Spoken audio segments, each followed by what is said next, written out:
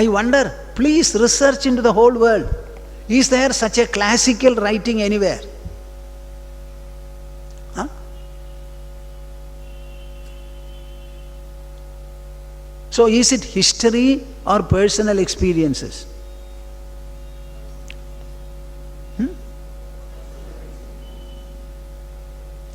When Valmiki was referring to Rama, he was referring to Rama who was born and whose birth he went into, learned directly. And finally he became a part of the whole narration and taught it to the children of Rama, who went and sung in the palace. What a masterly creation.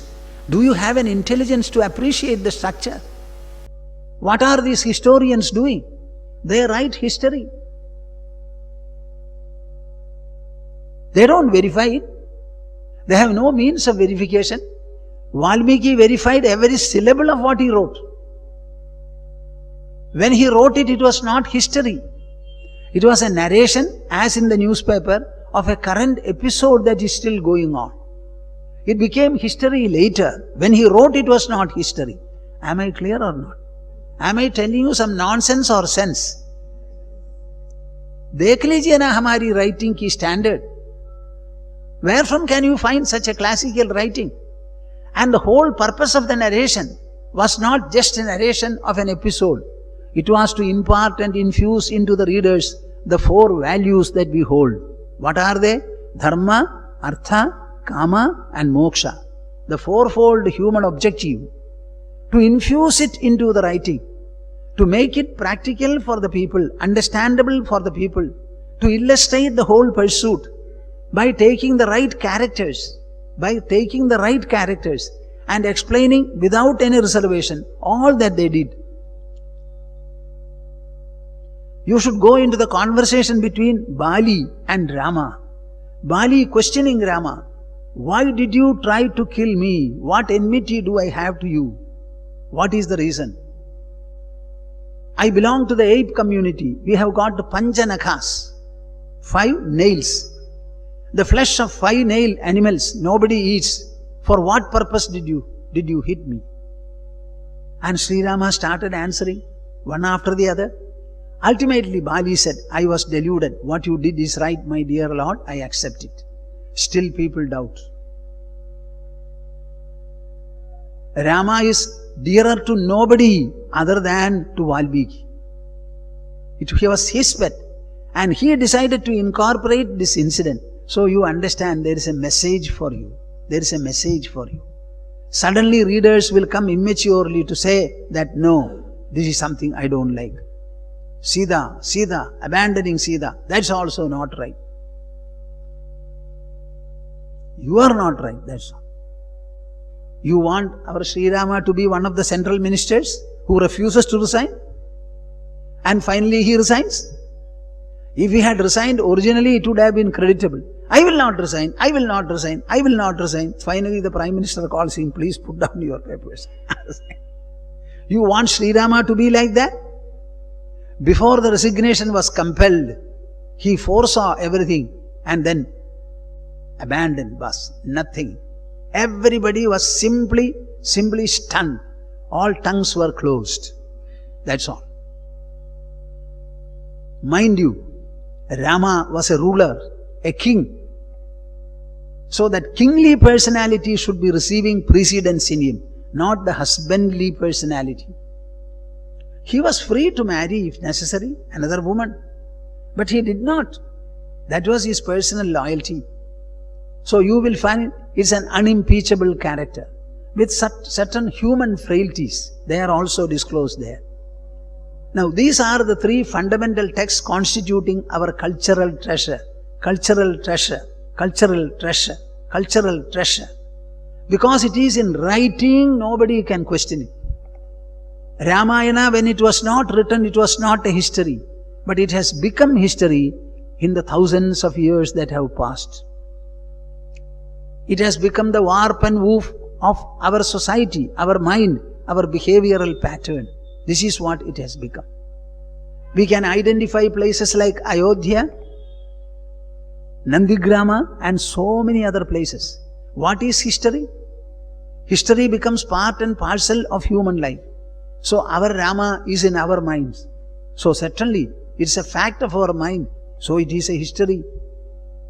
It is creating constant history in our land. It is not just history of some incident that took place. It is a force and a narration which continue to create and cause and govern the history, the character, the behavior, the interaction of our people. If history is acceptable, this should be far more acceptable as the source and continuous cause of creating history.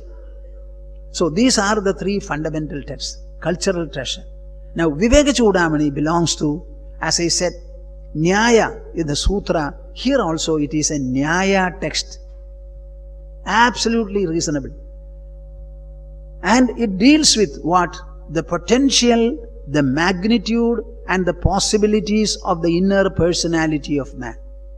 What did I say? The potential, the possibilities and the magnitude of our inner personality. We have got indefinable inner resources. And these resources are only held by the mind and by the intelligence. You may not know initially, they are also held by the ego. So, Shankara is discussing the inner resources identifiable with the human personality inner, and he tells you how they have to be harnessed, how they have to be applied, employed in conducting your life successfully, gloriously and fulfillingly. It is presented in the form of a conversation between the teacher and the student. Because only a teacher will be able to explain it. Nobody else will be able to explain. Your parents will not be able to, the academic teachers cannot, and no friend will be able to. So it can be explained only by a knowledgeable teachers. If the sun scorches the world throughout the day by its hot rays, the moon cools the same earth with the radiant cool rays. Similarly, they are the cool source for the world. Shanta mahanto nivasanti santo. Shanta mahanto nivasanti santo. Vasantavallokahitam charantaha. Vasantavallokahitam charantaha. Tirna swayam bhima bhavarnavam janan. Tirna swayam bhima bhavarnavam janan. Ahetunanyanapi tarayantaha. Ahetunanyanapi tarayantaha. Ayam swabhavasvata eva yatpara. Ayam svabhavasvata eva yatpara. Shramapanoda pravanam mahatmanam. Shramapanoda pravanam mahatmanam. Sudham shuresha swayamarka karkasha. Sudham shuresha swayamarka karkasha.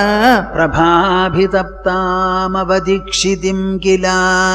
Prabhavitaptam avadikshitim kila. Our culture gives a lot of importance for spiritual wisdom and those people who have gained the spiritual wisdom by virtue of a long, austere process. We do not consider that the spiritual wisdom can be gained in the absence of austerity. And in austerity also you have two levels, part-time and piecemeal austerity, which generally householders generally do. If you look into the lifestyle of our people, you will find, particularly in the north, all our important performances are associated with some kind of a fasting or another. That which surprises me, because my birth was in the south in Kerala, that even for the marriage this fasting and austerity are there. But this is not there in the south.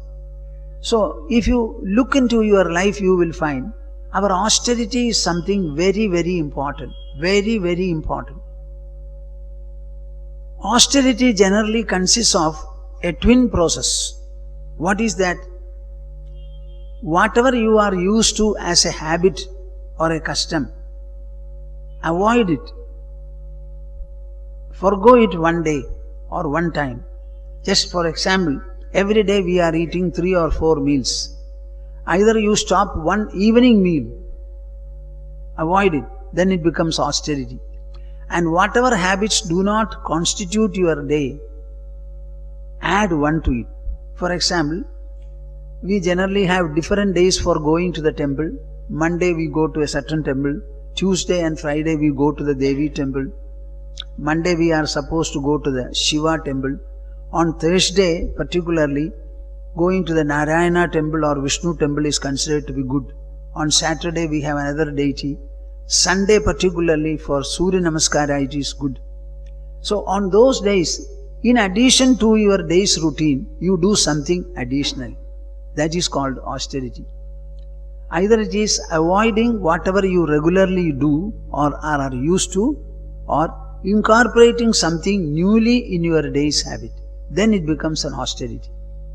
This austerity is very important, and you will find in our household life, every month is noted for some kind of an austere festival or another. We want to intercept our worldly life with some kind of a divine, austere performances. Every month, I cannot say what are the items here in the north, but I can tell you about Kerala. We have got a poem which says that every month is noted for this kind of a religious and austere festival. It is not enough if we live a worldly life, a family life, a household life or a secular life. The secular life should be intercepted by at least once in a month. Some kind of a divine spell should be there. So the austerity is of two kinds. This kind of a piecemeal and short-term austerity, or you have the wholesome austerity. The entire life is made into a wholesome, austere pursuit. That is what the saintly life represents and stands for. Now such people are considered to be the beacon light for the entire society. It is true that we go to the temple and we pray to the Lord, to the deity. But let us understand very clearly that every deity in a temple is mute and silent. Absolutely mute and silent. It may be a temple. You see, what are our temples? Rama temple. Rama was a human being at a time. Krishna was a human being at a time. Similarly, there are temples in honor of some gurus, some Mahatmas. Our Sai temple is one like that. Now, they were also at one time in a human body. That is why they could communicate with us and we could interact with them. Now, when they have shed their body, they cannot speak. Even if the deity appears to be speaking to us, it is considered to be a defect of the deity. Some purificatory ceremony is supposed to be done. Suppose you look at the deity in a temple and you feel the deity is closing your eyes or nodding his head. Suppose you report it. The priest will come and say that it is a defect and we have to perform a purificatory ceremony. Are you understanding what I say? Huh? So there should be no movement of the deity at all. He should not open his eyes. He should not close his eyes. He should not nod his head. He should not beckon you. None of these things is allowed in a temple, according to the temple installation science. So the deity is absolutely mute. And all your prayers are unilateral. Unilateral. You do the prayers, you invoke him, you look for his grace. That is why 100 people go to the temple. All of them pray equally. Everybody feels that I have prayed sincerely, devotionally, piously. And you will find out of the 100, 30 or 40 people feel a sense of fulfillment and they feel their prayers are sanctioned. But what about the 60? All of them underwent the same process of prayer and they were looking at the same deity. If the deity can and will bless all of them, I don't think any deity can reserve his blessings. So he should bless all the 100 uniformly, but they don't feel so. So the efficacy of the prayer completely depends upon the praying devotees and not another factor. Our Srimad Bhagavata makes it very, very clear. Nahi ammayani tirthani na devamrichilamayah te punandyurukalena darshana deva sadhavaha. Krishna tells, when a number of saints happened to visit him, he was speaking to them, honoring them. While they were praising Krishna, Krishna was praising them. And in his praise he says, Nahi ammayani tirthani. The word ammayani means appumayani. Up means water. Those which are in the nature of water, either flowing water or stagnant water as in a lake, sarovara. They are not the tirthas. They are not the ones which will purify you. When you take bath in a tirtha, what are you giving bath to? Only to your body. Is the body to be purified or mind to be purified? So can the water enter your body and purify the mind wherever it is? Can the mind be touched by any external elements? So, nahi ammayani tirthani na devam mrichilamayaha. Idols which are made of clay, wood, then stone, etc. They are not really devas. Why? Te punandyurukalena. Suppose you worship them. Suppose, what did I say? Suppose you worship them. Here, who is the worshipper? You are the worshipper. And you worship them for a long time. By virtue of your own austere worship, you get purity. The purity is not given by the deity. Suppose the deity were giving purity, are you following me? Is it enlightening or it is troublesome to hear? See, if the deity was ready to and had the power to purify you, because he is great, God, godly, etc., he should have purified all people. We are all his children. Are we not his children? In every one of them is the presence of God. In spite of that, how wicked we are, how cruel we are, how destructive we are. Why is he not changing us? If God has the power to change, he should change everybody. So, te punanti urukalena. Suppose you worship the Lord, you worship God, or you worship the idol, you take bath in the tirtha for a long time, by virtue of your own long time pursuit, you get your purity. If the purity were to come from the object, then one time bath will be sufficient to purify our mind forever. A glance from God should be sufficient to purify us. So, te punanti urukalena. So here, your own austere worship is the countable element here. Am I clear or not? See, you worship. God is there. Unless you worship Him, you will not get any result. So your result is directly proportional to the worship that you perform. The quality of your performance, the intensity of your prayer, and the quality of your own devotion, piety, etc. All these factors are relating to you, not relating to the deity. If they are related to the deity, God being infinite in His power, glory, grace, compassion, He must purify all people. Does it ever happen? 10 people go and worship. All of them do it very well. 6 people say, I feel very happy, my prayers have been heard. And 4 people say, no, it has not been heard. I generally quote one instance. It's very interesting. We have a temple in Kerala called Purnatrayisha temple. It was associated with the Kochi Maharajas. So they used to have the temple. Every day they used to go to the temple, worship, etc. So generally in Cochin, when it was a kingdom, people used to become kings at a very late age, 80, 83, 84, like that. So not many will rule for a long time. So one Raja, who was the Raja at the time, he got sick. So the successor, suppose he happened to die, another man would become the king. The would-be king's wife went to the temple and she asked the priest, now what is the prayer and what is the offering I can make so that my husband will become king the soonest? Do you understand? Actually, it has happened. So she went. The priest said that this is the greatest offering that you can do. That offering was made. Now, after some time, the ruling king's wife also went there.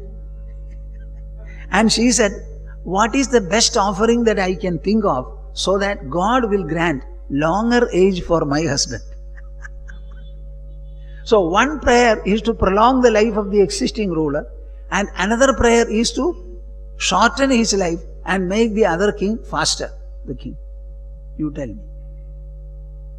This really happened. Actually happened in the history of the temple. Now you tell me, if God were to help, then you tell me whom He will help. So do you mean to say the death of the ruler or the assumption of throne by the other is going to be determined by this kind of a prayer, worship and sanction of that prayer? Huh? Why are you keeping quiet when a truth is mentioned? So it is all a question of what is right, what is proper, and the rightness, propriety, devotional, piety, etc. Everything depends upon the devotee. The idol is only just like the mirror. We look at our face into the mirror. Without the mirror, we cannot see our face. But what we see is our face. And we see only the reflected face. Though we see the reflected face, we are getting a picture of our own face. The idol is only in that manner, anytime and everywhere. So Krishna himself says, Te punanti urukalena darshanadeva sadhavaha. On the other hand, the wise and the great people, they look at you when you go to them. You go to the temple. Does the deity look at you? Or you have still delusion? See, it's an idol after all. It is an idol made out of stone or panchaloha or maybe clay or wood.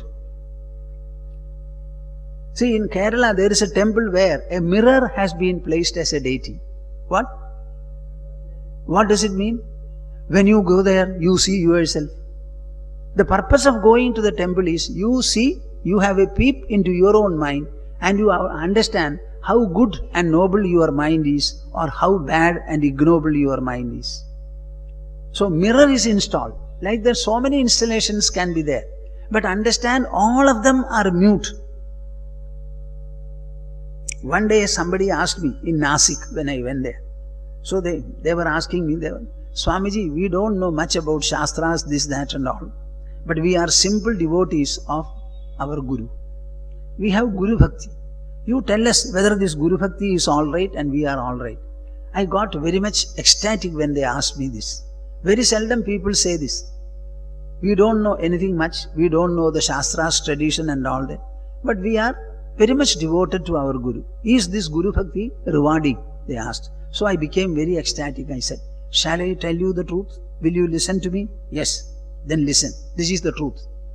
When you go to a deity, you see him, you worship him, you pray to him. It's all your own process. And deity has nothing to do in your prayer. It becomes an occasion for you to pray. And when you see a decorated and impressive deity, especially with some legends, etc., automatically the devotional spirit comes to your mind and you become quite happy. But at no point of time the deity sees you or hears you. But when you go to a Mahatma, the moment you go to him, with his own pair of eyes he sees you. With his own pair of ears, he listens to what you say. And correspondingly or instantly, he has a feeling of compassion, identity or what not with what you say. Now, in no temple, no deity, nothing whatsoever, this kind of an exchange takes place. That is why I say, all forms of worship are unilateral, not bilateral. The moment you go to a sage, it becomes bilateral. So at least you have the advantage of having made a confession where not alone you are involved, the person who sees you and hears you also feels for you. There are many instances where this is proven by different episodes in our life, different episodes in humanity. Now I am not telling you anything from them, but it's very important. Nahi ammayani tirthani na deva mrichilamayah te punanti urukalena darshana deva sadhavaha. The Mahatmas and the seers, knowers, by looking at you, they purify you. There is a lot of gracefulness, vibrancy in them. They feel for you. They will also pat you. 3 ways are the communication. One is looking, another is stroking, and the third is speaking. 3 ways of communication the Mahatmas adopt in order to give you whatever they want. And these are as effective as what? We have got some legendary examples for it. The fish generally lays eggs in water. And after laying the egg, the fish is never in contact with the eggs. Because the water, it is floating and going anywhere. It is subject to verification by scientists, but this is what our Shastras say. So while laying the eggs, the fish seems to be looking at it. And this is all what it does. But it is very effective. So the sage is supposed to look at you like the fish does its eggs and they hatch. The turtle or the tortoise, they go to the shore and they make a pit in the sand and they lay hundreds of eggs there. They cover up and they go to the water, never come back. But the turtle is supposed to be thinking about the eggs very effectively and they hatch. And so far as birds are concerned, which all of you know, they go all warming up with their wings, the eggs, and they get hatched.